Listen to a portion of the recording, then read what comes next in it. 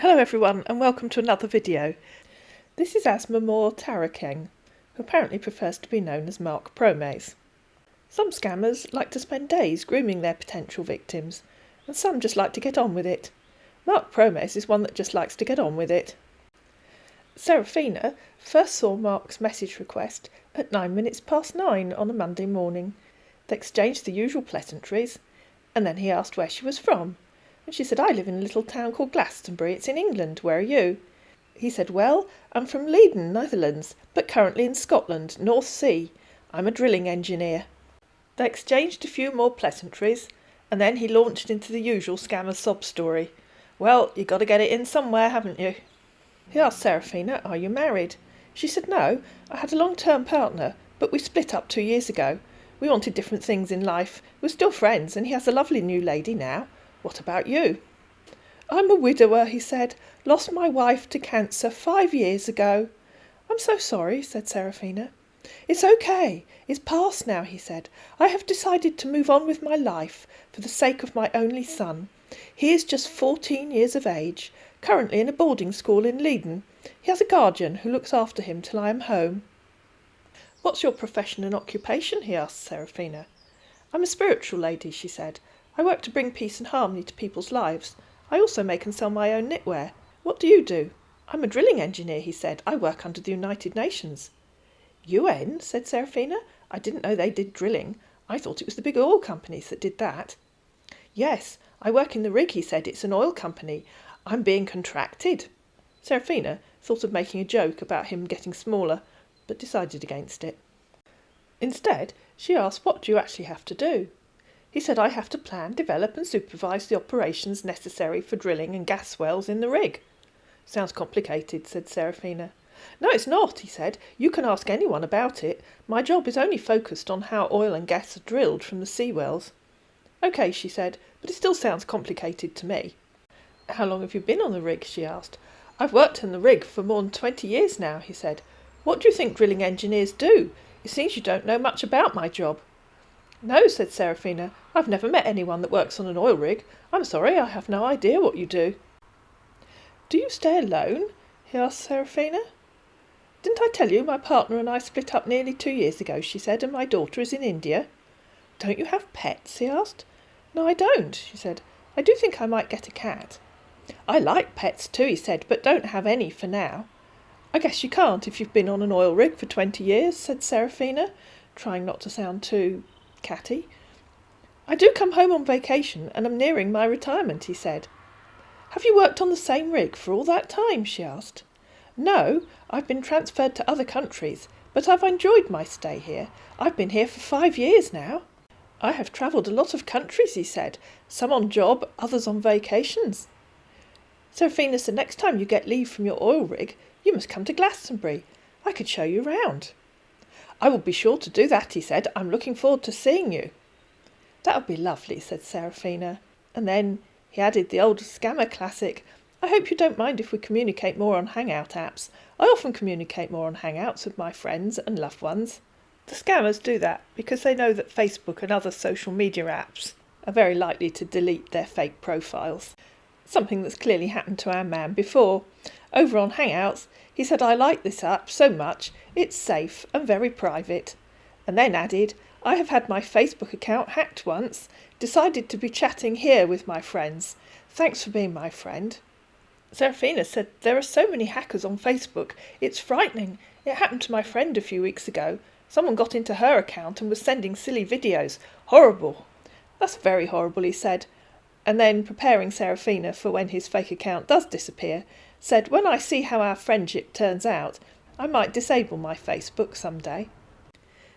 Then he started asking all sorts of questions, as the scammers do. "What's your religion?" he asked. "I'm a spiritual lady," she said. "What about you?" "I'm also spiritual, but a Christian," he said. "I never felt the need to follow any specific religion," said Serafina. He added, "What is important is just doing the right thing and being a good person, not the religion."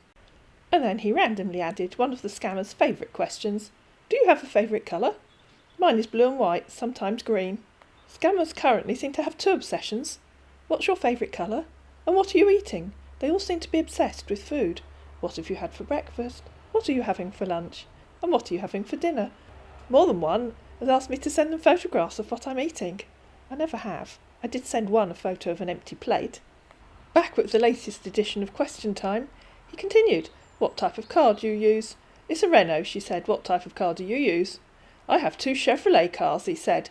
"They're in my hometown in the Netherlands. Here, I don't use a vehicle. I get picked up by a company vehicle any time I'm going or returning from work." "Roll on floor laughing," said Seraphina. "It would be odd to have a car in the middle of the North Sea. How do you get onto an oil rig?" "We helicopters, and most times we get back to city for a period of weeks. Use when we're back in town. We use company vehicles." "Next time you're in Aberdeen," Seraphina said, "you could fly down to Bristol to see me. I could come meet you at the airport." "OK," he said, "I'll do that." She asked, "How often do you get leave?" "I can't wait to meet with you," he said. "I get my vacation every 3 years and stay 3 months with family." "Every 3 years," she said. "My goodness, that's such a long time to wait for a holiday. Can't you just get a few days' leave?" "Unless you apply for my vacation," he said. "I can come on vacation if you try and apply for my vacation and it's granted by the UN. My late wife Evelyn always do that every time she wants me home." I told you this guy was a fast worker. This is only 3 hours after he first started talking to Seraphina. "Me apply," she said. "What would I have to do? Why can't you do it?" "If we're allowed to apply for our own vacation," he said, "so many men will go lazy and be fleeing home."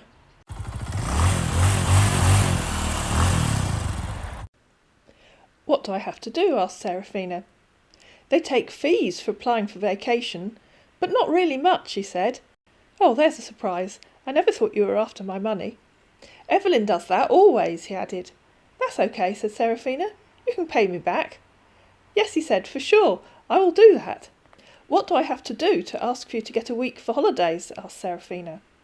"I have a man that will help you for my vacation," he said. "He has helped me so many times when Evelyn has applied for my vacation. He has high connections outside the rig. He is a geoscientist. I will send his email to you. You will have to contact him about my vacation. I will tell you what you will say to him, because he knows only Evelyn." "OK," said Seraphina. "Just let me know what you want me to do." "OK, dear. I will let you. I have to check and get his email to you. Be safe. We'll be back shortly." A couple of hours later, he came back with an email address and said, "Here is what you tell him. Hello, Sir Greg. I am writing in respect of my fiancé, engineer Promes Mark, who is currently in Scotland, North Sea. I am writing to apply for his vacation. I want him to come home to stay a month with me so we can get married and perform our legal vows. I'm ready to finance and do whatever it takes for his vacation to be approved. I will be happy if my request is granted. Sign, Seraphina." "Ooh, was that a proposal of marriage? Did you miss something, Seraphina?" His mate, Mr. Hardy, wrote back and said, "I have submitted your request to the United Nations and I'm happy to tell you that your request for engineer Greg Hardy's vacation has been granted." "Whose vacation? I'm not applying for your leave." "But the United Nations have demanded you submit any valuable ID card or driver's licence for verification and for safety purposes." Dream on, matey, dream on. Please don't ever send your identity documents to someone that you've met online. They can use this for identity fraud or to help them scam other victims. Seraphina wrote back and said, "Hello, Mr. Hardy. I think there must be a mistake. I'm not asking for you to be granted a vacation. I'm asking for Mark Promes to be granted leave. I'm sorry, but I'm not giving you my driver's licence. I don't know who you are. And anyway, it's Mark that wants to be granted leave, not me, so it's his ID you need to ask for." The scammer made a couple more attempts to get Seraphina to submit her ID.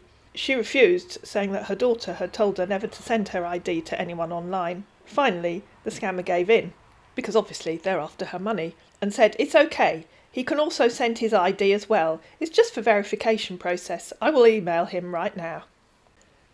Loverboy apparently successfully submitted his ID, and Seraphina received another email saying the United Nations has completed the verification process and it's successful.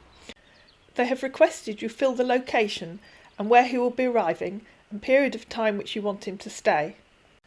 Seraphina replied that he was coming to Glastonbury and that he would be coming for a month, and received this reply: Hello, Mrs. Serafina. You will have to choose and finance for the following flights for your fiancé to arrive safely from the shores to this various destinations. Coulter Aberdeen Helipad, United Kingdom to Bristol Airport, United Kingdom, £4,850. NHV Helicopters Aberdeen to London Heliport, United Kingdom, £9,500. I'd just let him come down on the train from Aberdeen myself. I guess he's just going to have to stay on that oil rig. I hope you found this video useful. If you did, please like it, please share it, please subscribe to my channel, and I'll see you again in another Keep Safe on the Net video on YouTube.